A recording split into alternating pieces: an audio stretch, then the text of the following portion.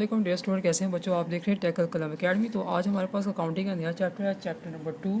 इसका मैं नाम बताता हूँ कि इसका नाम क्या है बच्चों। उसको कहते हैं नॉन प्रॉफिट, ठीक है, ऑर्गेनाइजेशन, ठीक है।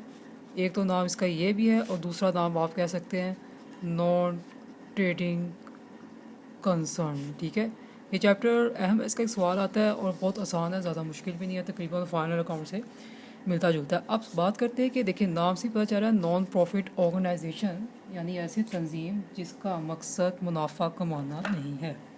तो यहाँ पे आपको लिखता हूँ, एक ऐसी तंजीम, ठीक है, या अदारा जिसका मकसद मुनाफा कमाना नहीं होता बल्कि ये लोगों को खिदमत फराहम करता है। ठीक हो गया, याद रखिए बच्चे। तो नॉन प्रॉफिट ऑर्गेनाइजेशन जैसे कि नाम से ज़ाहिर है कि एक ऐसा अदारा या तंजीम जिसका मकसद मुनाफा कमाना नहीं होता बल्कि हमने लोगों को सर्विस प्रोवाइड करनी है लेस प्राइस पे, कम कीमत पे, ठीक है। अब इसमें बच्चों क्या क्या शामिल होता है मैं बता देता हूँ आपको। इसमें हमारे पास अभी एग्जांपल देता हूँ, आपने सोशल वर्कर जो होते हैं, जो लोगों के फलाह बहबूद के लिए काम करते हैं, ठीक है, वो इसमें आ जाते हैं। इसके अलावा आप कह सकते हैं कोऑपरेटिव सोसाइटीज़, जिसे उर्दू में आप कहते हैं अंजुमन अमदाद बहमी, ठीक है। ये अदारे जो है लोगों की फलाह बहबूद के लिए खुले हुए हैं, जैसे कि आप कह सकते हैं एदी सेंटर, ठीक है। ये सारे अदारे किस मकसद के लिए खुले हैं? यतीम खाना, ये खुले हुए हैं लोगों की फलाह बहबूद के लिए। इनका ये मकसद नहीं कि इन्होंने मुनाफा कमाना, बल्कि इनका मकसद ये है कि हम लोगों की फलाह बहबूद के लिए काम करें। सही हो गया। मेन पॉइंट्स जो इसका होता है, अपनी मदद आपके तहत। जैसे कि मैं आपको एग्जांपल दे देता हूँ, जैसे कि आपके इलाके में जो है 15 जो है फ़र्ज़ करें कि घर हैं, उसमें से 6 घराने ऐसे हैं जो कि उनके माली हालत ठीक नहीं है। तो 15 में से देखें, जो मतलब 5-6 लोग ऐसे हैं जिनकी अच्छी फाइनेंशियल पोजीशन है, तो वो आपस में मिलके कहते हैं कि हम क्या करते हैं कि जो जिनकी माली हालत ठीक नहीं है, हम मिलके एक छोटा सा अदारा खोल लेते हैं और हम जो है अपने आसपास लोगों की मदद करते हैं। तो ये अपनी मदद आपके तहत हुआ ना, यानी आपने किसी की गवर्नमेंट वगैरह की नहीं, बल्कि खुद से उसको जो है यूज़ कर लिया, ठीक है। अब कहते हैं देखें, अब हम ये क्यों पढ़ रहे हैं, इसमें भी हमें अकाउंट बनाना पड़ता है। जाहिर सी बात है बच्चों, क्या बनाना पड़ता है वो मैं भी बताता हूँ आपको।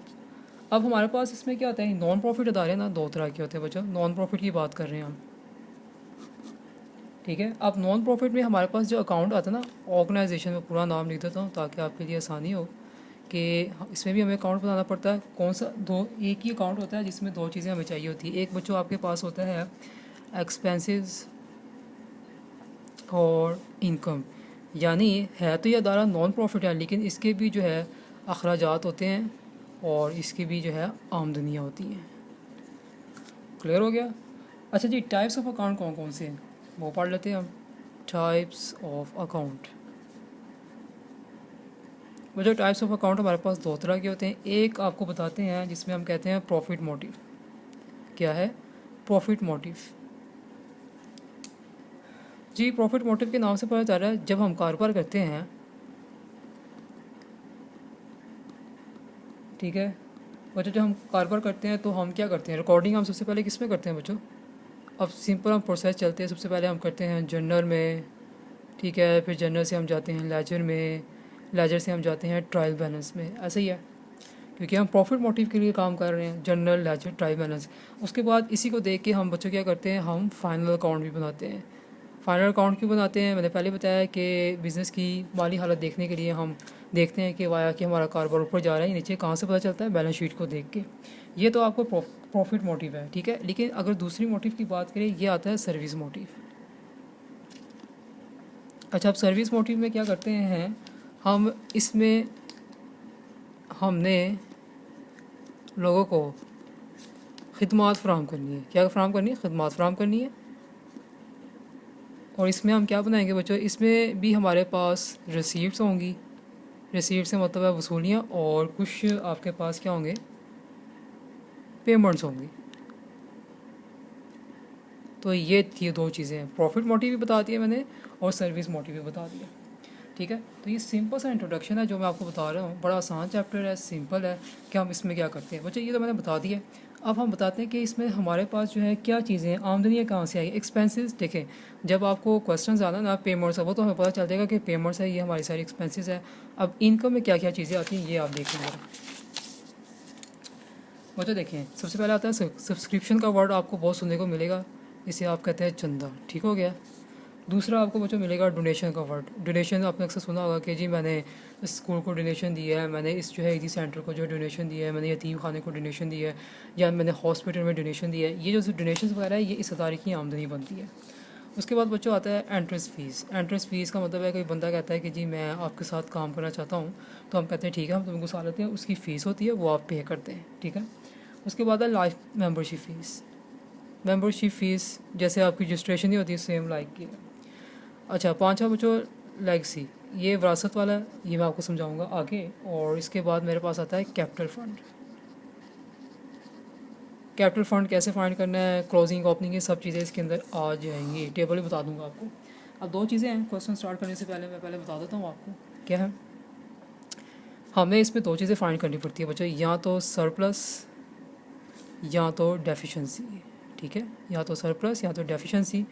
आसान अल्फाज में मैं आपको कहता हूँ कि सरप्लस का मतलब है आपका प्रॉफिट, ठीक हो गया, और डेफिशिएंसी का मतलब है आपका लॉस। ये ज़हन में बैठा लें, सही।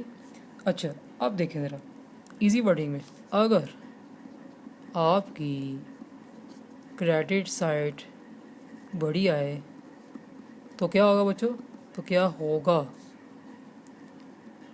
सरप्लस होगा। सरप्लस होगा मतलब सरप्लस को आप अपने ज़हन में बैठा लें, आपका प्रॉफिट है, ठीक हो गया। लेकिन अगर आपकी डेबिट साइड बड़ी आए तो डेफिशिएंसी होगी। क्या होगी, डेफिशिएंसी होगी। डेफिशिएंसी का मतलब बच्चों क्या हो, नुकसान, लॉस। बस, तो ये था आज का इंट्रो, मैंने बताया, इसको समझ लें। अगर आपको कोई कन्फ्यूजन हो तो मुझे बता देना। उसके बाद क्वेश्चन इसके इतने ज़्यादा नहीं है, वो करेंगे। और बच्चों फिर आपका एक इसके बाद लास्ट चैप्टर है कंसाइनमेंट, वो करना है, तो चैप्टर आपका जो हो जाएगा वाइंड अप है। बात वही है कि कोर्स ख़त्म होने से कोई फ़र्क नहीं पड़ता। बात चीज़ें ये है कि जो चीज़ें आपको करवाएंगी वो आपको अच्छी आनी चाहिए, ताकि आप एग्ज़ाम्स में अच्छे नंबर ले सको। तो मिलते हैं नेक्स्ट वीडियो के साथ।